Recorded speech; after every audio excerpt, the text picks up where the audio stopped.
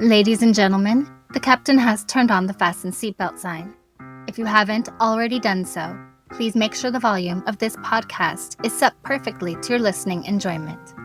Please take your seat, whether that's on the treadmill, car, sofa, or bed, and buckle in for the last trip. My name is Jamie Beebe, and I'll be your tour guide, recreating someone's last days in paradise. On behalf of myself and everyone behind the scenes, please enjoy the Last Trip podcast. And because nobody likes a long flight to get to where they want to be, let's prepare for takeoff.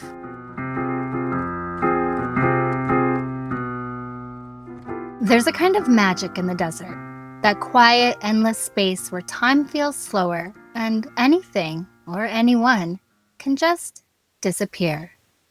In 1975, a musician named Jim Sullivan got into his car and left Los Angeles behind.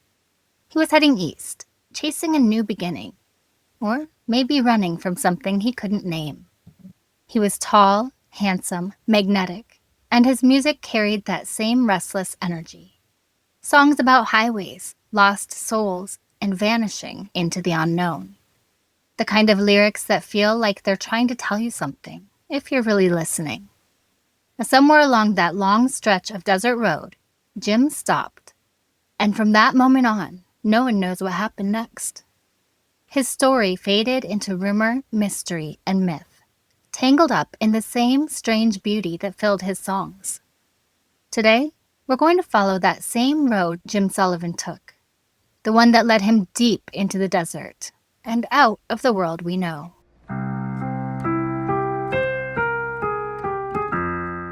Santa Rosa, New Mexico, 1975. And back then it was a small town suspended somewhere between the golden age of Route 66 and the slow, inevitable fade of the American road trip. The highway was already losing its shine by then. The interstates were taking over, rerouting travelers and dreamers away from the old motels and diners that had once thrived there. But in the mid-1970s, Santa Rosa still clung to life. A kind of stubborn, sun-bleached outpost in the desert. If you were driving cross-country, this was the kind of place you'd pull off for a few hours. Grab a coffee at a dusty roadside cafe. Check into a low-slung motel glowing neon against the night. Maybe sit out on the hood of your car and watch the stars come out. And those stars, they were something else. Out there, the sky stretched wider than you thought the world could possibly be. Dark and endless. The kind of quiet that makes you start thinking too much. Locals said strange things happened in the desert sometimes. Lights that darted and hovered with no sound. Objects that disappeared and reappeared miles away. Stories whispered in gas stations and bars about aircraft that weren't quite aircraft. Just a few hours north was Roswell, ground zero for the UFO legends. Back in 1947, something had crashed in those fields, and people still argued about what it was. In the decades since, that mystery has seeped into the soil, into the way people look up at the night sky. By the time Jim Sullivan passed through in 1975, talk of UFOs wasn't strange out here. It was just part of the desert's mythology. Santa Rosa had a population of just a few thousand. There were the old-timers, ranchers, shopkeepers, people who'd grown up along the Mother Road and watched its rise and fall. And then there were the travelers, truckers, families, wanderers, people chasing something better, or maybe running from something they couldn't name. The La Mesa Motel was one of those classic Route 66 stops. Stucco walls faded by the sun, a flickering sign, and a vacancy that always seemed like an invitation. It's where Jim checked in after driving 15 straight hours behind the wheel, from Los Angeles heading toward Nashville. When he pulled into Santa Rosa, he was exhausted, maybe a little lost, maybe wondering why, after all the miles he'd traveled, the road felt so heavy. Now today, Santa Rosa is still there, though quieter, almost ghostly. Route 66 enthusiasts stop to take photos of the old signs, the vintage cars, relics of mid-century Americana. There's still the Blue Hole, that impossibly clear spring that draws divers from around the world, and travelers still pass through, maybe without realizing they're tracing the same route Jim once took. At night, if you stand outside the La Mesa Motel, which is still there by the way, you can hear the hum of the highway in the distance. The neon still flickers. The desert wind still moves through the sagebrush. And above all, those endless stars keep watch. Out here, time folds in on itself. The road never really ends. It just loops back into legend. And for those who believe in the unexplained, in the strange connection between sound and silence, between the living and the lost, Santa Rosa will always be one of those places where the line blurs, where a man could vanish into the desert and become a song that never stops playing. And before we can understand how Jim Sullivan ended up in that lonely stretch of New Mexico desert, we have to go back, way back, to who he was before the mystery. Because Jim's story isn't about how he disappeared. It's about how he lived. He wasn't some drifter or lost soul wandering aimlessly across Route 66. He was a musician, a dreamer, the kind of man who carried melodies in his bones and hope in the back seat of his car. He had a family, a son, friends who adored him, and a gift that felt just a little bit ahead of its time. So let's rewind, before the headlines, before the mystery, to the beginning of Jim Sullivan's journey.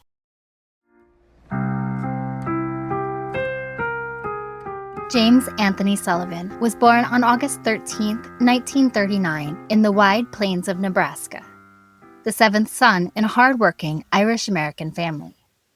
From those earliest days, there was a restless spark in Jim, a longing to be somewhere else, to make something more than the life he inherited. During World War II, when opportunity and hardship collided, the Sullivans packed up and moved west to San Diego, California, drawn by work in defense plants and the promise of a fresh start. They lived in government housing, modest walls and shared neighborhoods, surrounded by families chasing the same dream of a better life. Even as a boy, Jim carried the weight of being the seventh son, a mythic position in folklore, heavy with silence and expectation. Now, he wasn't a quiet child, but he listened. He watched. In high school, he discovered two loves almost at once, the guitar and the gridiron. He became the quarterback for the varsity football team, commanding the field with a confidence that mirrored the bold lines of his music yet to come. And it was also in high school that he met Barbara, the woman who would later become his partner in every sense. They married in 1960, binding their futures together. Barbara, caring, steady, fierce in her faith in Jim, would become the quiet anchor beneath his flights of ambition. She cooked their meals, held the house together, and believed in the songs he hadn't yet written. Jim's early musical life was one of curiosity and hunger. He told stories of sitting late into the night, listening to local blues groups as they practiced in houses around the neighborhood. He would watch the guitarists, fingers sliding over strings, bending notes, and then return home to learn Okie Dokie Stomp by Clarence Gatemouth Brown. He practiced until his fingertips bled, until calluses rose thick, until the music lived in his hands and his mind. When he went to college, he and a friend bought a bar, a risky venture that ultimately failed. But that early taste of running something on his own, of combining life and performance under one roof, well, that must have felt electric. By the mid-1960s, Jim was playing in The Survivors, a San Diego rock band fronted by his sister-in-law, Kathy. The nights were full of small stages, loud amps, and eager audiences. The dream stretched, but never quite solidified. Year after year, club after club, gig after gig, he felt the gap between where he was and where he needed to be. Eventually, he and Barbara decided to pour everything into the dream. In 1968, they moved to Los Angeles. There, day by day, Barbara worked as a secretary at Capitol Records, a connection to the industry, a tie to hope. And at night, Jim played wherever he could, chasing a foothold in a city bursting with talent and competition. Now, through the Hollywood grapevine, he drifted into circles that struck sparks. He became acquainted with Dennis Hopper and landed an uncredited role as a guitarist at a hippie commune in Hopper's 1969 film, Easy Rider. On stage at the Raft Club in Malibu, he drew in Hollywood folk and locals alike. People like Harry Dean Stanton and Lee Marvin, drawn time and again by his presence and promise. Barbara, too, fought for him. She tried to pitch his songs at Capitol, playing demos for executives. But the label told her he sounded too much like James Taylor, not quite original enough for their trajectory. And of course, that rejection stung. Then came a stroke of faith. Actor Al Dobbs, hearing Jim play at the Raft, decided he believed. He raised money, formed Money Records, and helped Jim record what would become UFO in 1969, backed by members of the Wrecking Crew. Don Randy on keyboards, Earl Palmer on drums, Jimmy Bond on bass.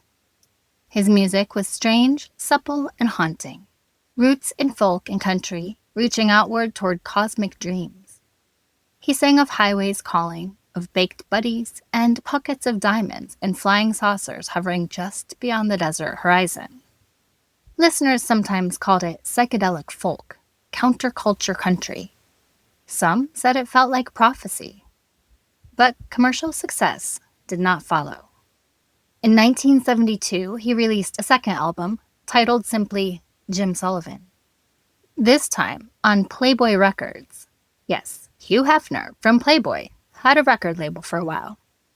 But once more, Jim's album failed to light fires in the industry.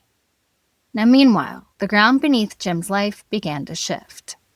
He believed some of his songs had been stolen from him. He drank more. The strain of a career stalled. Ambition unmet, dreams deferred, all of it crept into his bones. Now by then, his marriage with Barbara was under tremendous pressure. They separated, though neither let the love between them vanish quietly. The plan they made, heartbreaking and hopeful, was that Jim would try to rebuild in Nashville, reestablish himself. And once he had footing, he would call for Barbara and their son Chris to join him there. Jim was a large man in presence, in heart, and in energy. He wore a cowboy hat, suede jacket, and boots, a swaggering handlebar mustache, a ponytail sometimes, leather, and grit. He liked to drink beer, tell stories between songs, and draw people into his orbit. He was charismatic, magnetic, the kind of person you couldn't quite turn away from. And he wandered, too, a musical nomad. One gig to the next, one town to the next, chasing whatever whispers of opportunity came down the line. Now in 1969, the year we walked on the moon, the year Woodstock raged, and Abbey Road was on the turntables. That's when Jim released UFO. It was a peculiar record for its time, intimate, dreamy, and at times otherworldly. And although its sessions included some of the finest backing musicians in Los Angeles, it made almost no commercial impact. Decades later, though, UFO would be rediscovered, revered, and haunted. Listening now, you can hear his voice, rich, weathered, curious, singing of highways vanishing, of lights in the sky, the words carrying unease and wonder both. It's as if he were speaking not only to us, but to something beyond us. By 1975, everything was teetering. Some doors had closed. Some dreams felt farther than ever. So, Jim packed his Volkswagen Beetle and left Los Angeles, aiming for Nashville. He left behind Barbara and a future that may or may not have ever been within reach. But what happened next is where the light begins to fade. The beginning of a chapter with no epilogue.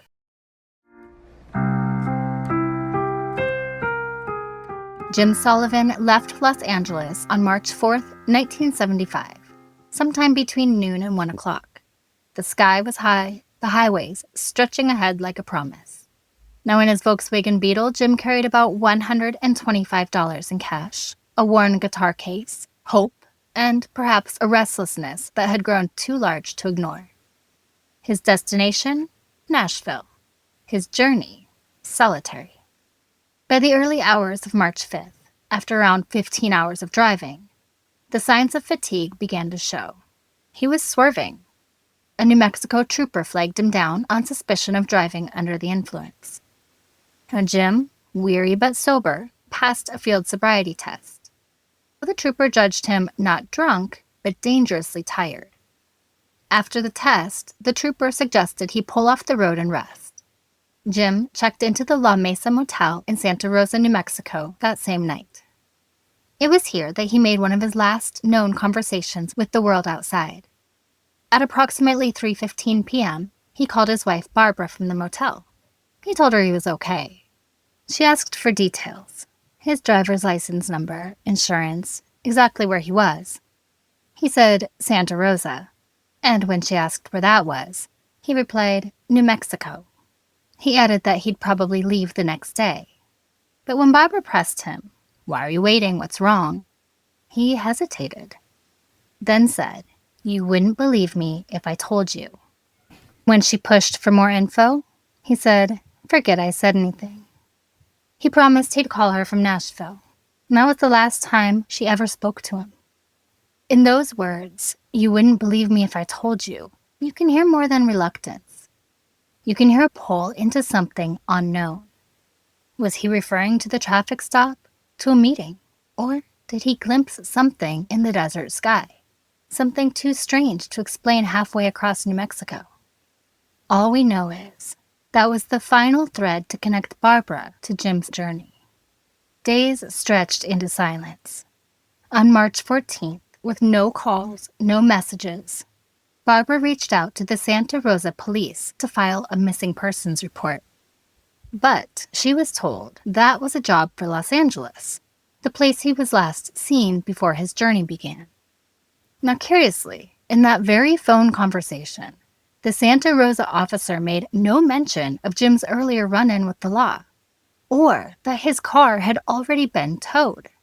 The timeline was fragmented, as though pieces were being withheld. When Barbara's sister asked bluntly, "Is Jim in jail?"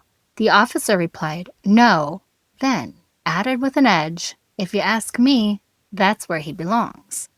The remark lingered, as if he knew more than he said. Meanwhile, Jim's own path that night diverged into shadows. After checking into the motel, he left. He purchased a bottle of vodka at a nearby liquor store, then drove off again into the moonless New Mexico roads. On March 6th, a sighting placed him about 26 miles south of Santa Rosa, at a remote ranch owned by the Giannetti family. The land there is vast: dusty dirt roads, mesas, and canyons, cracked earth stretching under a huge sky, few houses, and fewer headlights. A place where sound travels long into nothing. It's beautiful, brutal, solitary, and it carried the last trace of Jim. Now, some versions of what happened next whisper of Mrs. Giannetti witnessing headlights. She, along with the ranch hands, drove toward them and asked if he needed help. His reply, "No, do you?" Now, others tell that Jim knocked on her door, that she, speaking only Italian, couldn't understand him, so he simply turned and walked away. Then, darkness.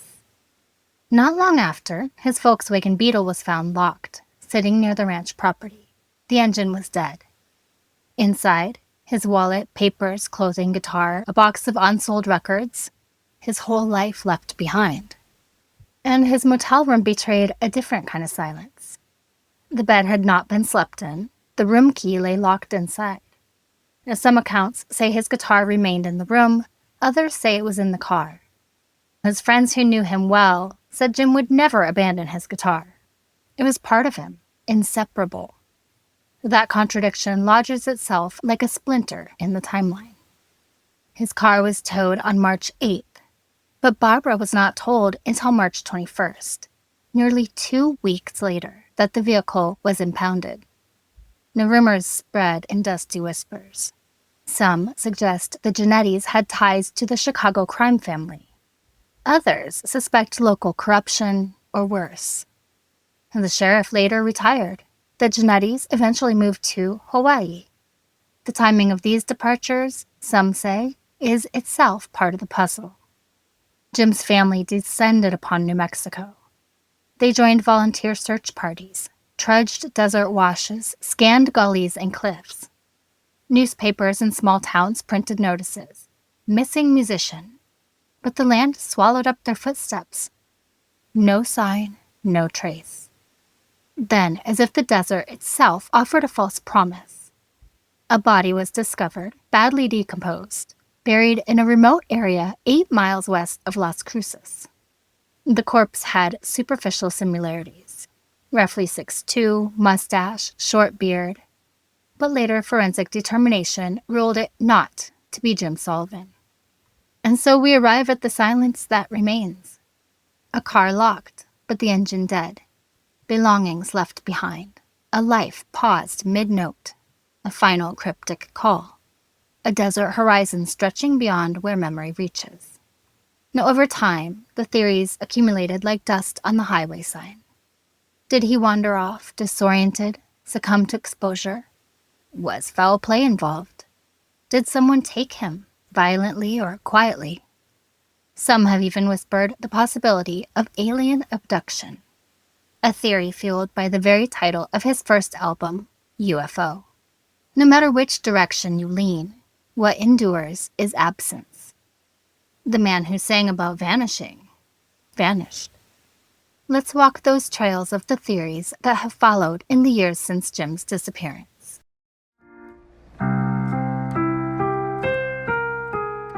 They say the desert is honest in a way most places are not. It won't lie to you. It doesn't pretend. It shows you how small you are. It tests you. In the end, for some, it becomes the last place you see. When people try to reckon with what might have happened to Jim Sullivan, several theories come up again and again. Now imagine the land Jim was driving through, New Mexico, in early March. The days are already warming under a sun that drips heat onto the road. The nights, bitter with cold. The horizon is flat, then broken by red rock mesas and dry washes. You can drive for hours without seeing another car. Silence becomes its own presence. Jim had been flagged by a trooper for swerving, and that same trooper told him to get some sleep before continuing along his way. And while Jim got a hotel room, he didn't sleep in it, but rather bought some liquor and drove out to the desert. Now all these things hint at confusion, disorientation, and exhaustion. And in this scenario, perhaps Jim walked away from the beetle, possibly in search of water, shelter, or relief from what was weighing on him. But then the desert works fast. Exposure, dehydration, heat by day, cold by night, animals, vultures, scavengers, tracks fade, days go by, and human remains vanish into the dust and wind. Many believe this is exactly the kind of place where someone could disappear without a trace. Now another theory is quieter, more heartbreaking. And that's the possibility that Jim, disheartened, broken by the weight of unfulfilled dreams and alcohol, chose to end his journey in the desert. Maybe not in a blaze of drama, but somewhere between the noise and the silence. By 1975, his life had been unraveling for a while. His music career, that big dream he'd chased all the way from San Diego to Los Angeles, had started to slip away. The albums hadn't sold. The phone wasn't ringing. He and Barbara had separated. And the man who once filled a room with laughter and light had started to drink more, to drift. Friends said there was something different about him. That spark he carried everywhere had dimmed a little. Still there, but flickering. Driving east alone through hundreds of miles of open desert gives you a lot of time to think. Too much time, maybe. Maybe he thought about what he'd lost, about Barbara and their son Chris, how close he'd come to making it, and how far he still had to go. About whether starting over in Nashville would really fix anything at all. And when Barbara spoke to him that last afternoon, she could tell something was wrong. He sounded strange, distracted, and there's a kind of haunting logic in the theory that Jim may have walked away on purpose, left his car, his guitar, his money, everything, and wandered off into the desert with no plan to come back. Now Jim once said, "If I ever disappear, I'll probably walk off into the desert and never return." Of course, at the time, no one thought much of it, but after he vanished, it was hard to shake. That idea that he might have felt swallowed by the silence long before he ever got to Santa Rosa.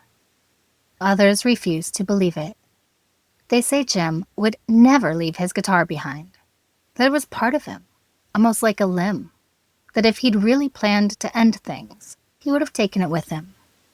But the truth is, when a person is in pain, deep pain, logic doesn't always hold. The things that once defined them stop mattering in the same way. The only thing that matters is the quiet. And maybe Jim found that quiet out there, somewhere, under the same stars that once inspired his songs. And there's another theory, darker, heavier, that Jim didn't walk away at all. That something happened to him in that strange stretch of New Mexico desert. Something human. After all, this was 1975, a time when small towns often had their own ways of handling outsiders. And Jim was every bit an outsider. He was tall, handsome, dressed in denim and boots, drove a Volkswagen Beetle with California plates, a musician with long hair, a guitar, and that restless LA energy. In a town like Santa Rosa, he might as well have landed from another planet. According to records, Jim checked into the La Mesa motel that night, but never slept in the bed. The next day, his car was found abandoned miles away, near a remote ranch owned by the Giannetti family. And that's where the trail ends, and the rumors begin. Some say Jim might have wandered onto the Giannetti property, confused or looking for help, and was confronted, or worse. Now back then, locals described the Giannettis as the kind of family you don't cross. They owned a lot of land.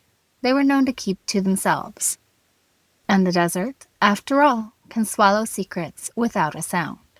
One version of the story says a ranch hand saw a stranger on the property that morning. When he tried to ask for directions, something went wrong. Voices were raised, a shot rang out. But no record of a shooting was ever filed. No one ever came forward. And yet, Jim's car, his only lifeline, sat right there at the edge of their land, as if it had been driven there deliberately. Then there are those who whisper about the police. Santa Rosa law enforcement wasn't known for transparency in the 1970s. When Jim was stopped, things could have escalated quickly. Man with an attitude, a badge with authority, a misunderstanding under a dark desert sky. It wouldn't have taken much. Some people close to Jim even suggest the police found him wandering, took him, and that something happened in custody. Something that had to be covered up. That would explain why there were so few records, why his case file seemed so thin, and why no one ever reported seeing him again. But again, no proof, no confession, just the quiet hum of possibility. There's also the eerie fact that when Jim's car was found, everything was in it, and nothing was touched. Now who leaves their money, guitar, everything they own behind, in the middle of nowhere, unless they're forced to? If it was foul play, the desert did its job well. No body, no blood, no trace. Just miles and miles of dust and sun and silence. Still, those who knew Jim can't let go of that feeling that something, or someone, stopped him from leaving that place alive. And he wasn't a man who gave up easily. He wasn't suicidal, not by nature. He made it across the country with a plan, with music, with hope still flickering in him. So what happened on that lonely road outside Santa Rosa? Did Jim knock on the wrong door? Did a confrontation spiral out of control? Or did someone decide a stranger from California didn't belong there? And made sure he never left. In the end, it's all just whispers on the wind. Stories told by people who remember the look in his eyes or the sound of his voice. But when you stand out there, where the desert stretches endlessly toward the horizon, it's not hard to feel that something terrible happened, something the sand has kept hidden all these years. And guys, there is one last theory, and it's the strangest one of all.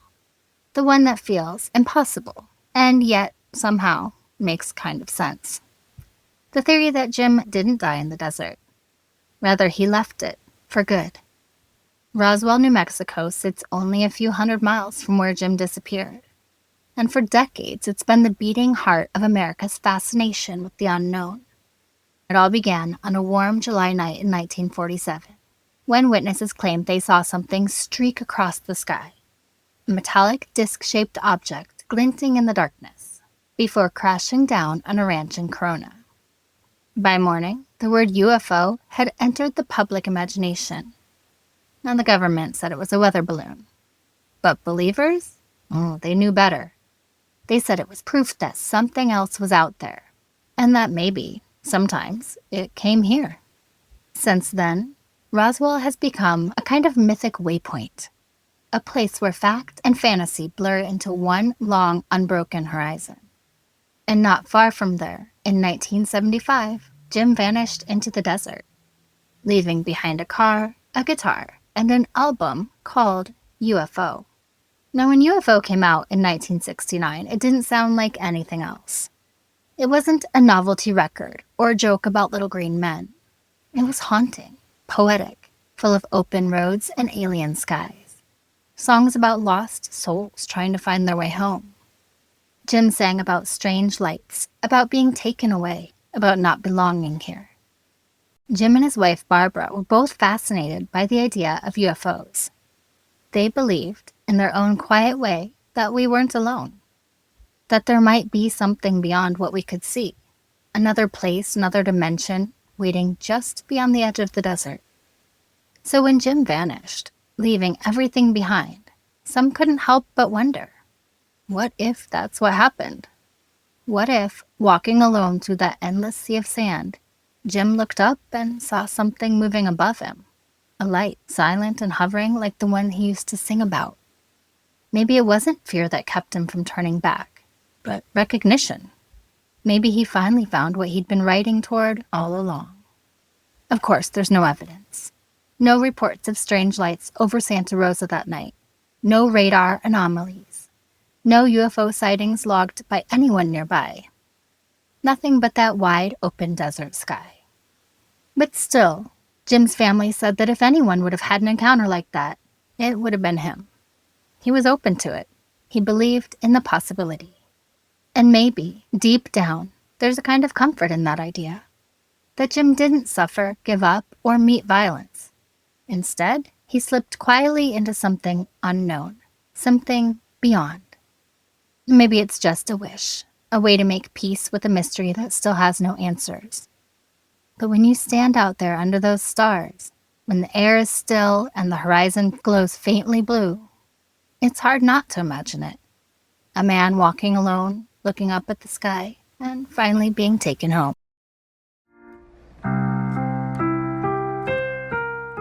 Maybe Jim didn't vanish into another dimension.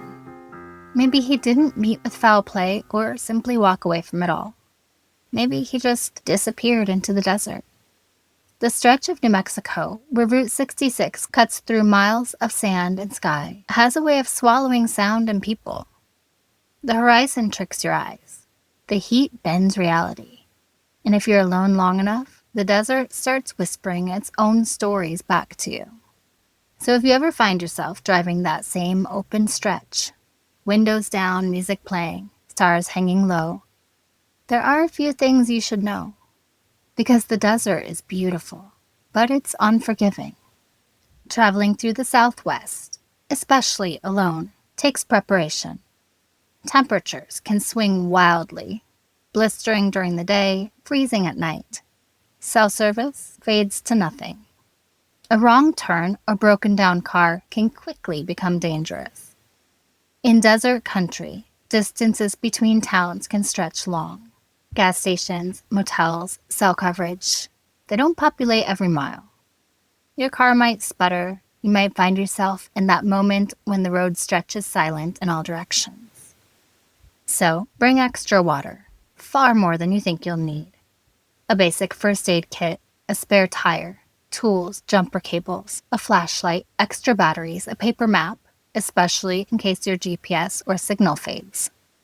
The Bureau of Land Management recommends carrying maps, a compass, and letting people know your travel plans. Where you're going, what time you expect to arrive. Now at night, the desert plays tricks on your eyes. Shadows lengthen, distances blend. You might misjudge a curve, or miss a driveway or side road. In the mid-20th century, Route 66 earned the nickname Bloody 66 in many segments, partly because visibility and road conditions were unforgiving after dark. If you must drive at night, go slow. Use high beams when safe. Pull off in a safe place if you feel tired. Rest. Because fatigue is one of the greatest dangers in the desert. And that might have been a factor in Jim's own journey. There's something about the open road that makes people want to wander. But wandering away from your car in the desert is a perilous gamble. The vehicle offers shelter, shade, visibility, a signal for searchers. Walking into the shrub, you risk disorientation, heat, and dehydration. And if you break down, leave a note, visible on the windshield, saying where you are headed. Leave the hazards on, stay with your vehicle until help arrives. Unless staying is more dangerous, in which case, leave a clear trail. And watch out for weather. Desert climates are extremes. In the daytime, temperatures might scorch. At night, the cold can bite deep. Storms can blow in fast. Flash floods can appear where dry washes seemed perfectly safe. And dust? Visibility vanishes in seconds. So, plan for the worst. Check forecasts. Don't travel during dangerous conditions if you can avoid it. And if lightning or dark clouds approach, slow down and pull off well before those flash floods. The part of the legend of Route 66 is the strange, the unexplained, the sky that seems bigger than time. People come out here hoping to see something unusual. Lights dancing overhead, shapes glimmering against the stars. And if you see something odd, treat it with curiosity, not recklessness. Don't drive blindly off a road to chase lights in the desert. Stay safe, observe, record if you can, but don't let the wonder lure you into danger. So if you're out there under that wide sky, remember, stories of lights and mystery can enrich the trip, but they don't replace preparation. And always trust your instincts. If something feels off, a road doesn't look maintained, a side route seems too rough, don't force it. Turn around, use alternate roads. When possible, travel with another person. At minimum, set up regular check-ins. Text to friends or family saying where you are, what your ETA is. And if you don't check in, they know to raise the alarm. Be prepared, be cautious, be curious, but never careless. Because the desert doesn't forget, and some roads may carry more stories than you expect.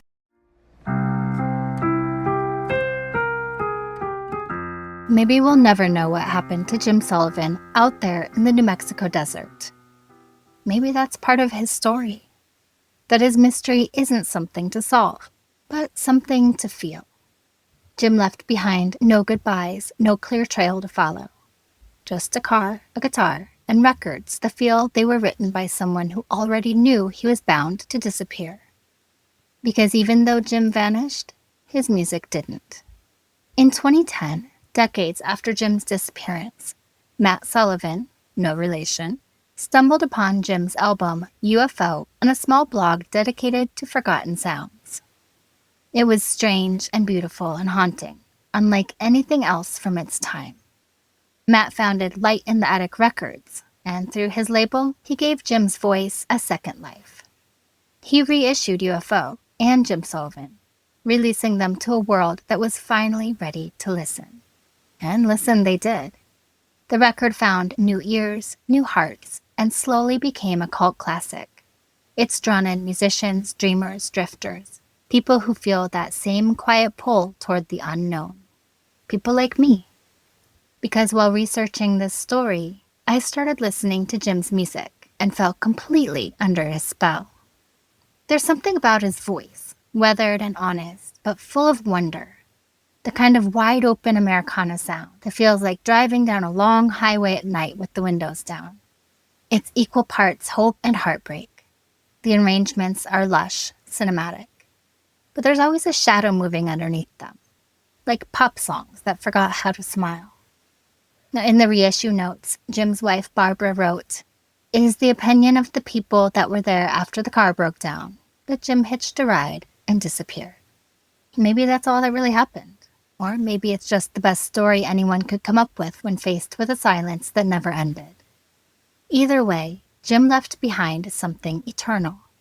Music that keeps asking questions long after he's gone. Songs that remind us that some journeys never truly end. They just change shape. And if you haven't heard Jim's music, take a moment and listen. Close your eyes, put on UFO, and let it play from start to finish. Hear the story in his voice, the road, the ache, the wonder, and think about all the mysteries that still linger out there in the desert, carried on the wind. Because maybe Jim didn't disappear at all. Maybe through his songs, he finally found the kind of forever he was searching for.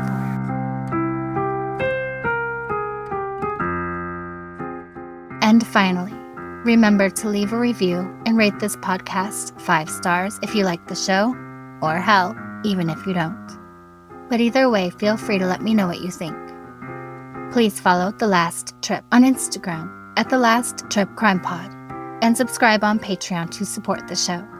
You'll get extra research, videos, photos, and updates, and even learn more about my personal travels. That's patreon.com/thelasttrippodcast. I'm Jamie Beebe, bringing you your last trip and signing off until the next one. Thanks for listening.